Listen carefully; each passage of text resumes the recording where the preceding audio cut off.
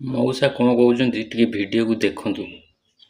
ओडिशा लोक होउछथि एडे दिमाग मूर्ख जो माने बहुत पाठ पढ़छथि ताका भले मूर्ख केही नाही कोन सरी जाउची कुआडे आमे कोन निजे बंचिबा समस्त बंचिबे तेल मु तेल जमा पकाइने मु 3 किलोमीटर 4 किलोमीटर दूर रहउची मु जतले मार्केटिंग आसे मोर जेतिकी तेल थाउ टाकी फुल करनी दिया जेतिक बसछथि पाठ पढुवा लोक केही बुझुनाथि फल के हैरान हुअतु आउरी हैरान हेबे से मानसिकता जे पर्यंत जाई नै मु एकाटिया बंचिमी से पर्यंत लोक मरिबे मानसिकता जे पर्यंत माने विश्वटा समुदाय आमे जिमिति गोटे परिवार विषय देखुछथि प्रधानमंत्री जिमिति कहउछथि प्रधानमंत्री जा कहउछथि ताको अक्षर अक्षर पालन ଲାଗୁଛି ମଉସା ବୋଧେ ଆମର ଖରାରେ ଅଧିକା ସମୟ ଛିଡ଼ା ହେଇଯାଇଛନ୍ତି, ନହେଲେ ଖରାରେ ବହୁତ ବାଟ ଆସିଛନ୍ତି। ସେଇଥିପାଇଁ ମୁଣ୍ଡଟା ତାଙ୍କର ଗରମ ହେଇଯାଇଛି, ଯେଉଁଟାକି ସେ ବହୁତ ରାଗି ହେଇଛନ୍ତି ଓଡ଼ିଶାବାସୀଙ୍କ ଉପରେ।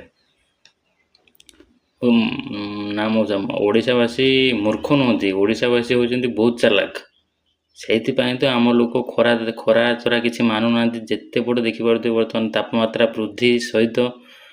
ବୃଦ୍ଧି ହେଲେ ବି ସେମାନେ ଆସି ଲାଇନ୍ ଲଗେଇ ପେଟ୍ରୋଲ ନେଇଯାଉଛନ୍ତି। ଯାହାର ମାନେ 5 ଲିଟର ଦରକାର ସେ 20 ଲିଟର ନେଇଯାଉଛି, ଷ୍ଟକ୍ କରି ରଖିଦେଉଛି। ଏଇଟା ହେଉଛି ଆମ ଓଡ଼ିଶାବାସୀ ମୂର୍ଖ ନୁହନ୍ତି, ଏଇଟା ହେଉଛି ଆମ ଓଡ଼ିଶାବାସୀ ବହୁତ ଚାଲାକ। ସେଇଥିପାଇଁ ତ ଯଦି ଆମେ ମାନେ ଷ୍ଟକ୍ କରି ନ ରଖନ୍ତେ ତେଲ, ବର୍ତ୍ତମାନ ଆମମାନଙ୍କୁ ଲାଇନ୍ ଲଗାଇବା ପାଇଁ ପଡ଼ନ୍ତାନି ପେଟ୍ରୋଲ ପମ୍ପରେ। ଯେହେତୁ ଆମେ ଅଧିକା ଚାଲାକ ହେଇଯାଇଛନ୍ତି, ଆମେ ସମସ୍ତେ ନିଜ ନିଜ ସୁବିଧା ପାଇଁ ନିଜ ନିଜ ଫାଇଦା ପାଇଁ ଚେଷ୍ଟା କରୁଛନ୍ତି। ସେଇଥିପାଇଁ ଆମେମାନେ ଆଜି ହଇରାଣ ହେଉଛନ୍ତି। ଆମେମାନେ ଜାଣିଛନ୍ତି ହଁ ବର୍ତ୍ତମାନ ତେଲର ସଙ୍କଟ ଦେଖାଯାଇଛି, କିନ୍ତୁ ଏତେଟା ବି ନୁହଁ ଯେ କି ଆମମାନଙ୍କୁ ଲାଇନ୍ ଲଗାଇବା ପାଇଁ ବି ପଡ଼ିବ ମାନେ ଘଣ୍ଟା ଘଣ୍ଟା ପେଟ୍ରୋଲ ପମ୍ପରେ। ସେଇଥିପାଇଁ ଯେ ଆମେମାନେ ଜରୁରତରୁ ଅଧିକା ନେଇକି ଘରେ ମାନେ ଆମ ନିଜର ସୁବିଧା ପାଇଁ ରଖିଦେଉଛନ୍ତି। ଆମେମାନେ ଭାବୁନାହାନ୍ତି ଅନ୍ୟମାନେ ବି ଚଳିବେ।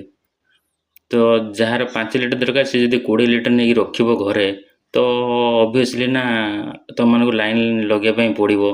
ସେଇଥିପାଇଁ ପେଟ୍ରୋଲ ପମ୍ପ ମାନେ ଏବେ ମାନେ ଗୋଟେ ବାଇକ୍ ପିଛା 200 ଟଙ୍କା ତେଲ ଦେଉଛନ୍ତି। କାହିଁକିନା ନଦେଲେ ଆପଣମାନେ ତ ଯାଇକି ନେଇ ଆସୁଛନ୍ତି। ଜଣକା 20 ଲିଟର ଲେଖା ତେଲ ଯଦି ଜଣେ ଯଦି ଗୋଟେ ବାଇକ୍ ଚଲେଇବ, ଯଦି 20 ଲିଟର ତେଲ ଆଣିବ, ତ ପେଟ୍ରୋଲ ଆଉ ରହିବ ଦେଶରେ? ତ ଏଇଟା ହେଉଛି ଆମ ଓଡ଼ିଶାବାସୀଙ୍କର ଚତୁରପଣିଆ। ଆକ୍ଚୁଆଲି କଥା କ'ଣ କି ମାନେ ମଉସା ଆମର ବୟସ୍କ ଲୋକ ହେଲେ ବି ମଧ୍ୟ ସେ ସିଚୁଏସନ୍କୁ ଠିକ୍ ସେ ବୁଝିଛନ୍ତି। ସେ ସେଇଥିପାଇଁ ଏମିତି ରାଗିକି ଆମେ ଓଡ଼ିଶା ଲୋକଙ୍କୁ ଏମିତି କହୁଛନ୍ତି।